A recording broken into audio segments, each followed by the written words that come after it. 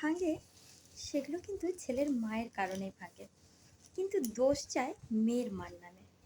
কিন্তু ব্যাপারটা তেমন নয়। আসলে বাইরেরটা সবাই দেখতে পায়, সংসারের ভেতরে যে কী করছে সেটা কেউ দেখতে পায় না।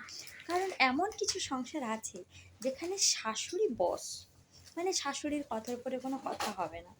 এবং কিছু কিছু শাশুড়ি আছে সব সময় মানে যা হবে ছেলের কানের কাছে দিয়ে বলবে, এবং ন্যাকা কান্না করে বলবে তোর বউ আমাকে এটা বলেছে, তোর বউ আমাকে ওটা বলেছে, এই বলে বলে মোটামুটি ঝগড়াটা লাগিয়ে দেয়। তারপর দুজনের মধ্যে একটা এমন ডিফারেন্স তৈরি হয় যে সাপে নেউলের সম্পর্ক হয়। কিন্তু স্বামী স্ত্রী কিন্তু একটা পবিত্র সম্পর্ক। এই সম্পর্কগুলোর মাঝখানে কিন্তু বাধা হয়ে কিন্তু দাঁড়ায় ম্যাক্সিমাম শাশুড়ি।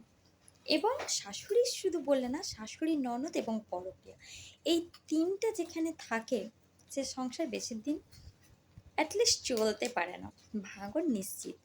এবং এগুলোর পেছনে আমি মনে করি যে এটার পেছনে একমাত্র দায় কিন্তু শাশুড়ি।